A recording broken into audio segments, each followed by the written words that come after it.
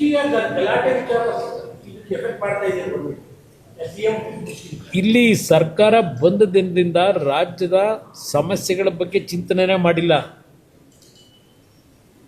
ಇವರ ಚಿಂತನೆ ಅವಧಿ ಏನು ಲೆಕ್ಕಾಚಾರ ಮಾಡ್ಕೊಂಡು ಕೂತರು. ಆ ಅವಧಿದೇ ಚರ್ಚೆ ಇನ್ನೂ ನಡೀತಾ ಇದೆ. ಇವತ್ತು ಯಾರು ಚರ್ಚೆ ಮಾಡಬೇಕು ಅವರು ಚರ್ಚೆ ಮಾಡ್ತಿಲ್ಲ. ಬೀದಿಲಿ ಚರ್ಚೆ ಮಾಡ್ಕೊಂಡು ಕೂತ್ಕೊಂಡ್ರೆ ಹೋಗ್ಲಿ. ರಾಜ್ಯದ ಸಮಸ್ಯೆ ಬಗ್ಗೆ ಯಾರಾದರೂ ಒಬ್ರು ಚರ್ಚೆ ಮಾಡಿದ್ರ? ಮೆಕ್ಕೆಜೋಳ ಬೆಳೆದವನು ಇವತ್ತು ಮಾರಾಟ ಮಾಡೋಕ್ಕಾಗಲಿಲ್ಲ. ತೊಗರಿಬೇಳೆ ಬೆಳೆದ್ರು ಖರೀದಿ ಕೇಂದ್ರ ಇಲ್ಲ. ಹಲವಾರು ಕಡೆ ರಾಗಿ ಕೇಂದ್ರ ಇಲ್ಲ. ಅದೇನು ಚೀಲವೇ ಇಲ್ಲ ಅಂತಾರಲ್ಲ. ಖರೀದಿ ಮಾಡೋದಕ್ಕೆ ರೈತರು ಬೆಳೆದ ಬೆಳೆ ಖರೀದಿ ಮಾಡಲಿಕ್ಕೆ ಇನ್ನು ಚೀಲ ಹುಡುಕ್ತಾ ಕೂತವ್ರಂತಲ್ಲ.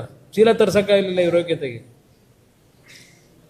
ಇದು ಈ ಸರ್ಕಾರ ನಡೀತಾ ಇರೋದು. ಚೇಂಜ್ ಆಗ್ತಾರ ಬಿಡ್ತಾರ ನನಗೇನು ಗೊತ್ತು. ನಾನೇನು ಜ್ಯೋತಿಷ್ದನಲ್ಲ. ಅವ್ರ ಹೈಕಮಾಂಡ್ ತೀರ್ಮಾನ ಮಾಡ್ಕೋಬೇಕು. ನಮಗೆ ಇಲ್ಲಿ ಯಾರು CM ಆಗ್ತಾರೆ ಯಾರು ಆಗಲ್ಲ ನಮ್ಮ ಮುಖ್ಯ ಅಲ್ಲ. ಇವತ್ತು 136 ಸ್ಥಾನ ಕೊಟ್ಟರು ಜನ. ಇಲ್ಲಪ್ಪ ಒಳ್ಳೆ ಆಳ್ತಾ ಕೊಡಿ ಅಂತ. ನೀವು ಮಾಡ್ತಿರೋದೇನು? ಇವತ್ತು ನಡೀತಿರೋದೇನು ರಾಜ್ಯದಲ್ಲಿ? ದಾಖಲೆ ದಾಖಲೆ ದಾಖಲೆ ಅಂತ ಇವತ್ತು ಯಾವುದೋ ಪತ್ರಿಕೆಯಲ್ಲಿ ನೋಡಿದೆ. ಅದಂಥದ್ದು ಅಬಕಾರಿ ಸಚಿವರನ್ನ ರಕ್ಷಣೆ ಮಾಡೋಕ್ಕೋಸ್ಕರಲೇ ಎಲ್ಲ ವ್ಯೂಹ ರಚನೆ ಮಾಡಿದ್ದಾರಂತಲ್ಲ ಮುಖ್ಯಮಂತ್ರಿಗಳು.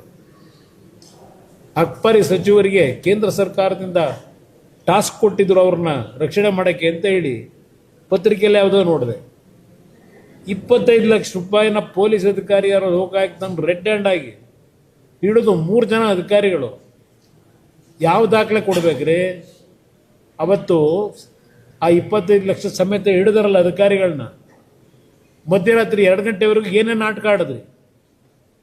ಯಾವ ಹಾಸ್ಪಿಟ್ಲಿಗೆ ಸೇರಿಸೋದಕ್ಕೆ ಆ ಅಧಿಕಾರಿನ ಪ್ರಯತ್ನ ಪಟ್ಟು ಆಸ್ಪತ್ರೆ ಡಾಕ್ಟ್ರು ಅಯ್ಯೋ ಇಲ್ಲಪ್ಪ ನಮ್ಮ ಕುತ್ತಿಗೆ ಬರುತ್ತೆ ಅಂತ ಹೇಳಿ ಆಸ್ಪತ್ರೆ ಸೇರಿಸ್ಕೊಳ್ಳದೆ ಹೋದ್ಮೇಲೆ ಮಧ್ಯರಾತ್ರಿಲಿ ಆಗ ಏನೇನು ಡ್ರಾಮಾ ಮಾಡಿದ್ರಿ ಗೊತ್ತಿಲ್ವಾ ನನಗೆ? ಯಾರಾಗ್ತಾರೆ MLA ಅಭ್ಯರ್ಥಿ 2028 ಶೀಘ್ರದಲ್ಲೇ. ಪ್ರತಿದಿನ ಒಂದೊಂದು ಕ್ಷೇತ್ರದ ಟಿಕೆಟ್ ಆಕಾಂಕ್ಷಿಗಳ ಸಂಪೂರ್ಣ ಮಾಹಿತಿ ಪೊಲಿಟಿಕಲ್ ಜರ್ನಲಿಸ್ಟ್ KM ಶಿವಕುಮಾರ್ ಅವರಿಂದ.